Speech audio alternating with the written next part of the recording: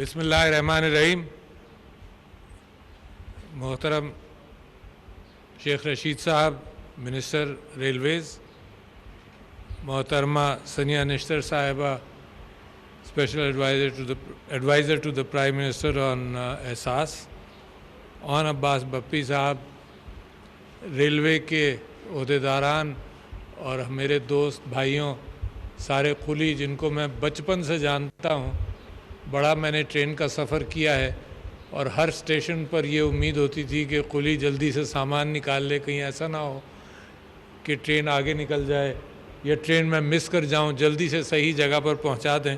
तो आप सबको अस्सलाम वालेकुम। मैं सबसे पहले शेख रशीद साहब का शुक्रिया अदा करता हूं कि उन्होंने इस बात का अहतमाम किया यहाँ पर, और रेलवे की जो तकालीफ़ और मजबूरियों का ज़िक्र किया उन्होंने कि ख़सारे के बावजूद उसको वो चलाते रहे हैं, और इस लॉकडाउन की बुनियाद पर मज़ीद जो रुकावटें आई हैं तो मज़ीद ख़सारे में इजाफ़ा होगा। मैं डॉक्टर सनिया निश्तर साहिबा का भी शुक्रिया अदा करता हूं, और क्योंकि प्राइम मिनिस्टर साहब ने इनको किसी काम के लिए बुलाया है तो मैं आपसे दरख्वास्त करता हूं कि आप उधर चली जाएं, यहाँ की बात हम करते रहेंगे। शुक्रिया। ऑन अब्बास बप्पी साहब, आपका शुक्रिया कि आपने इन चीज़ों का अहतमाम किया और डोनर्स के साथ, इस्लामिक वेलफेयर वालों के साथ और बाजवा साहब के साथ मिलकर, चीफ़ ऑफ आर्मी स्टाफ, उनके साथ मिलकर ये पैकेजेस जो रमज़ान के हैं इनका अहतमाम किया गया। बहुत जगहों पर ये बात आती है क्योंकि मुसलसल हम निकलते रहते हैं और ये तो बहुत बड़ा इशू बन गया पाकिस्तान और दुनिया की तारीख़ के एतबार से, मगर हम अपनी कॉन्स्टिट्यूंसी के अंदर, शेख साहब भी जो सियासी आदमी हैं, कॉन्स्टिट्यूंसी के अंदर निकल कर कार खैर के काम करते रहे हैं। तो लोग कभी टेलीविज़न पर ये एतराज़ करते हैं कि एक हाथ से दो, दूसरे हाथ को पता ना चलना चाहिए। वही टेलीविज़न फिर एतराज़ करता है कि शेख साहब आपने तो कुछ भी नहीं किया क्योंकि आपने किसी को बताया नहीं। तो लिहाजा ये भी एक बैलेंस है कि लोगों को पता चलता रहे कि कुछ हो रहा है। ये उम्मीद दिलाना मुश्किलात के ज़माने के अंदर, जहाँ रोज़गार से परेशान हो, जहाँ लोगों को बाज़ तबकों के अंदर इस बात का अंदाज़ा ना हो कि कल रात का खाना मैं अपने बच्चों को खिला सकूँगा या नहीं, वहाँ पर ये कम से कम एक उम्मीद की किरण बनती है कि नहीं, हो रहा है। ये एहसास का प्रोग्राम जो प्राइम मिनिस्टर ने शुरू किया, ये तकरीबन 1,20,00,000 लोगों तक के घरों तक वो 12,000 रुपये की रकम जाएगी, जो बहुत बड़ी रकम है इस माना करके कि 1,20,00,000 लोगों के घर पे जब गया तो हर घर के अंदर एक आदमी के पास गया तो उस घर के अंदर 5-6 और लोग होंगे, तो ये 7-8 करोड़ लोगों तक ये बात पहुंची है। तो मैं समझता हूं कि पाकिस्तान अपनी डेवलप्ड कंट्री नहीं है, तरक्की याफ्ता मुल्क, तरक्की याफ्ता बनने की कोशिश कर रहा है, मगर जितने तरक्की याफ्ता ममालिक हैं वहाँ तो उन्होंने खरबों के अंदर अपने लोगों को मईशत बंद करके खरबों के एतबार से अपने लोगों को का एहतमाम किया है। पाकिस्तान नहीं कर सकता। क्यों नहीं कर सकता? क्योंकि हमने पिछले 20-30 साल के अंदर इसको तरक्की के एतबार से जिस अंदाज से इसको जाना था, वो चोरी और बेईमानी के ज़रिए हमने इसके दीमक की तरह इस मुल्क को खाया है। मगर मैं समझता हूँ कि जिस अंदाज से ये इस मुश्किल का सामना पाकिस्तान के अवाम कर रहे हैं, मुझे कभी उम्मीद है कि जितनी आजमाइशों से ये कौम गुज़र चुकी है, बहुत कम कौमें इन अदवार के अंदर, इन 15-20-30 सालों के अंदर गुजरी हैं। आपको याद है कि अफ़गानिस्तान की जंग का मामला शुरू हुआ, पाकिस्तान के अंदर अफ़गानी महाजरीन आए और एक वक्त में 35-40 लाख लोग यहाँ पाकिस्तान में, और आप लोगों ने पनाह दी उनको। किसी ने किसी के माथे का शिकन नहीं आई इस बात पर कि नहीं, हमने नहीं करना। हमारे मुसलमान भाई, हमारे पड़ोसी, हमने दिल खोलकर उनको अपने पास जगह दी, और ये आपकी फराख दिली है। ये आजमाइश से कौम निकली है। फिर दहशत गर्दी की आजमाइश से ये कौम निकली है, मुकाबला किया, आपस में लोगों के अंदर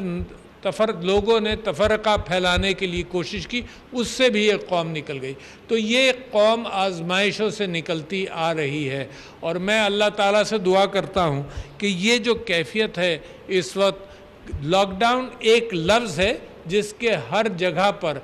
شہر کے اندر بھی، مختلف صوبوں کے اندر بھی مختلف معنی لیے جا رہے ہیں، اپنی ضرورت کے اعتبار سے لیے جا رہے ہیں، مگر معیشت کو تو اثر پڑا نا، آپ کی روزگار کو تو اثر پڑا۔ گھر بیٹھ کر آپ کو وہ چیز، پیسے تو نہیں مل سکتے جو آپ کو محنت مزدوری کے ساتھ آپ ہمیشہ کماتے رہے ہیں۔ تو لہٰذا اس کے اثرات کے اعتبار سے اس حکومت نے،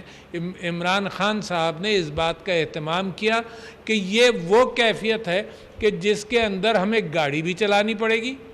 اور کبھی روکنا بھی پڑے گا، یعنی بریک اور ایکسیلریٹر پر پیر رکھنا پڑے گا حالات کے اعتبار سے۔ اور جب یہ محسوس ہو رہا تھا ان کی تقریر اور سٹیٹسٹکس کے اعتبار سے کہ 25 اپریل تک تقریباً 50,000 لوگ کورونا وائرس کے شکار ہوں گے، پتہ چلا کہ اپریل 14 اور 13 کو، یعنی آج کے دن اور کل کے دن اور پرسوں کے دن، جو خیال تھا کہ اتنے لوگ اس کے شکار ہو جائیں گے اس سے کم رہا۔ تو لہٰذا اس حکومت نے ایک صحیح فیصلہ کیا کہ وہ بندشوں کے اندر تھوڑی سی کمی لائی جائے، اور یہ اچھی بات ہے۔ مگر میں آپ سے ایک بات کا گزارش کرنا چاہتا ہوں، اور یہ کیونکہ ٹیلی ویژن کوریج پر جائے گا تو یہ میں سب سے گزارش کرنا چاہتا ہوں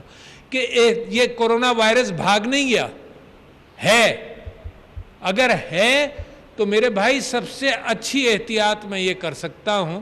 کہ اپنے چہرے پر، جیسے آپ لوگ ماسک لگا کر بیٹھے ہیں، جب لوگوں سے قربت کا امکان ہو تو ماسک لگا لیں، اور جو سماجی فاصلوں کا ذکر ہوا ہے کہ 5 یا 6 فٹ کا، اس کا بھی اہتمام کرتے رہیں جہاں ممکن نہ ہو۔ میں کسی جگہ، ایک جگہ تعزیت کرنے گیا، چھوٹا سا کمرہ تھا، کئی لوگ تھے، قریب بیٹھ گئے، لوگوں نے مجھ پر اعتراض کیا کہ بھائی تم فاصلہ کیوں نہیں کیا؟ میں نے کہا جن کے گھروں میں جاؤں وہاں پر میں کہوں کہ نہیں فاصلے سے بیٹھو یا کمرے سے کچھ لوگ چلے جاؤ، یہ ہمارے معاشرے میں ممکن نہیں ہے، مگر اس معاشرے میں یہ تو ممکن ہے کہ ہم کوشش کرتے رہیں، تو کوشش کرنا فرض ہے۔ اچھا، اب پرائم منسٹر صاحب سے میں نے درخواست یہ کی ہے کہ پرسوں علماء کے ساتھ مل کر تراویح اور مساجد کے اعتبار سے کچھ اچھا فیصلہ کر لیا جائے۔ اس وجہ سے کر لیا جائے کہ مسلمان سارے سال کے اندر رمضان کا انتظار کرتا ہے، اپنی خیرات اور زکوٰۃ کے اندر مسجد اس کا ایک بنیادی حصہ ہے، اپنی آبادی کے اندر کار خیر کے حوالے سے مسجد ایک بنیادی حصہ ہے۔ تو ایسا نہ ہو کہ زکوٰۃ اور کار خیر کا سسٹم جو گلی گلی آباد رہا ہے، صدیوں سے آباد رہا ہے، اس سسٹم کی خرابی کی طرف بھی معاملہ جائے۔ تو لہٰذا میں اپیل بھی کرنا چاہتا ہوں ٹیلی ویژن کے ذریعے بھی کہ جو لوگ زکوٰۃ اور خیرات کا اہتمام مساجد کے ساتھ اور مدارس کے ساتھ کرتے تھے وہ جاری رکھیں، یہ تکلیف نہ ہونے دیں، ایک بات۔ دوسری بات یہ کہ اگر فرض کیجئے پرسوں انشاءاللہ پرائم منسٹر صاحب اور علماء بیٹھ کر پکا فیصلہ کریں گے کہ کیا کیا جائے اور تراویح کی کچھ چھوٹ دینے کا امکان ہے، تو اگر چھوٹ ہے تو اس کے اندر بھی میرے بھائیوں خیال رکھو، میں نے آپ سے کہا کہ ماسک لگاؤ۔ دوسری بات میں یہ کہہ رہا ہوں کہ یہ جو وائرس ہے یہ ناک اور منہ کے ذریعے جاتا ہے، تو میرے ہاتھ کے اندر اگر یہاں سے کوئی چیز لگ گئی اور میں نے اپنے چہرے کو ہاتھ لگایا تو اس کے ساتھ ساتھ یہی سے معاملہ گڑبڑ ہوگا، تو اور چیزوں کے اوپر وائرس ہوگا بہت، تو لہٰذا کچھ ہوا میں چلے گا، ہوا میں چلنے کے اعتبار سے آپ نے ماسک پہن لیا، کچھ احتیاط ہو گئی کہ ہوا میں میری گفتگو سے جو جا رہا ہے، جو قطرے ہوا میں اڑتے ہیں وہ 5-6 فٹ تک جا سکتے ہیں، مگر چیزوں پر تو گر گئی میری گفتگو کے اعتبار سے اگر وائرس ہے، تو لہٰذا ہاتھ چہرے پر نہ لگے، اور ہاتھ کو بار بار، یعنی گھنٹے میں 1 مرتبہ یا کہیں سے باہر سے آئے گھر پر تو ہاتھ کو دھو لیں، سب سے سستی چیز ہے صابن سے دھو لیں، اور طہارت کے اعتبار سے، وضو کے اعتبار سے مسلمان تو ہمیشہ ہی ہاتھ دھوتا تھا، حضور اکرم صلی اللہ علیہ وسلم کی سنت تھی کہ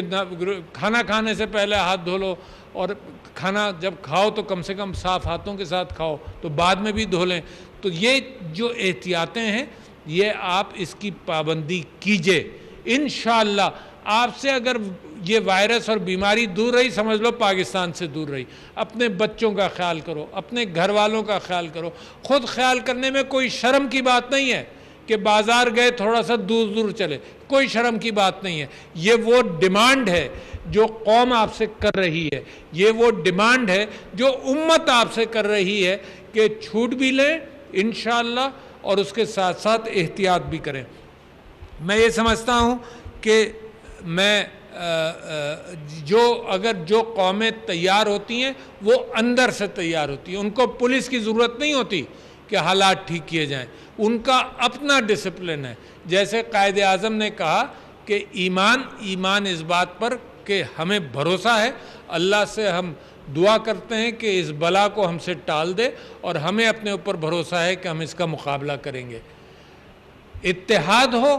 کہ ہم کیا کرنا چاہتے ہیں، اور پھر ڈسپلن ہو، ڈسپلن جس کی بات میں آپ سے کر رہا تھا کہ خود ہم احتیاط کر لیں تو یہ معاملہ ہم اس کا مقابلہ کر سکتے ہیں۔ یہ قوم ساری آزمائشوں سے گزر کر انشاءاللہ، یہ قوم وہ قوم ہے جو اپنا غلہ خود اگاتی ہے، اپنی پیٹ کا اہتمام خود کرتی ہے۔ یہ وہ قوم ہے جو محنت سے گریز نہیں کرے گی، اور یہ وہ قوم ہے جو آزمائشوں سے نکھر کر ایک بہت ہیرے کی طرح تراش دیا گیا ہے اس کو، اور اس کرونا وائرس سے جیسے ہی نکلیں گے تو انشاءاللہ پاکستان کی ترقی اور پاکستان کی خوشحالی کے حوالے سے یہ قوم جو کام کر سکتی ہے وہ دنیا کی قومیں نہیں کر سکتی۔ آپ نے سنا ہوگا کہ جرمنی تباہ ہو گیا اور جاپان تباہ ہو گیا، ان کے پاس ذخائر کوئی نہیں تھے، کوئی تیل زمین سے نہیں نکل رہا تھا، مگر لوگ محنتی تھے، لوگوں نے بھروسہ کیا اپنے اوپر، اور لوگوں نے محنت کر کے ان ممالک کو چند سالوں کے اندر اس تباہی سے نکال دیا۔ تو پاکستان کی قوم کو اللہ میاں نے تراش دیا ہے، اور انشاءاللہ میں اللہ سے بھی دعا کرتا ہوں اور پوری قوم سے یہ اپیل کرتا ہوں کہ اس وقت ایک ڈسپلن کے ساتھ اس بیماری سے مقابلہ کر کے اور اللہ تعالیٰ سے معافی کی درخواست کرتے ہوئے اس ڈسپلن کے ساتھ نکلیں۔ شیخ صاحب، آپ کا شکریہ، جس طرح سے آپ ریلویز کو سنبھال رہے ہیں ان مشکل حالات کے اندر، اور انشاءاللہ میں امید کرتا ہوں کہ جیسے یہ معاملہ ہلکا ہوگا آپ کی ٹرینیں چلنے لگیں گی۔ اور آپ نے میں جب چائنا جا رہا تھا تو آپ نے کچھ ML1 کے اعتبار سے کچھ باتیں کہی تھیں، تو وہ بالمشافہ پریسیڈنٹ شی سے اور چائنا کے اندر میں کر بھی آیا ہوں کہ جیسے ہی کچھ معاملات بہتر ہوں تو یہ ML1 کا ایک بہت بڑا کام ہے جس کے اندر پاکستان کی ریلوے اور پاکستان کا ٹرانسپورٹ سسٹم بہتر ہوگا۔ تو میں امید کرتا ہوں یہ سب چیزیں اپنے وقت پر اہتمام کے ساتھ اللہ تعالیٰ کی مرضی کے ساتھ سب چلتی رہیں گی۔ میں آپ لوگوں کا مشکور ہوں، اللہ تعالیٰ آپ کو ترقی دے اور اللہ تعالیٰ اس آزمائش سے آپ کو آسانی سے نکال دے۔ بہت شکریہ، السلام علیکم۔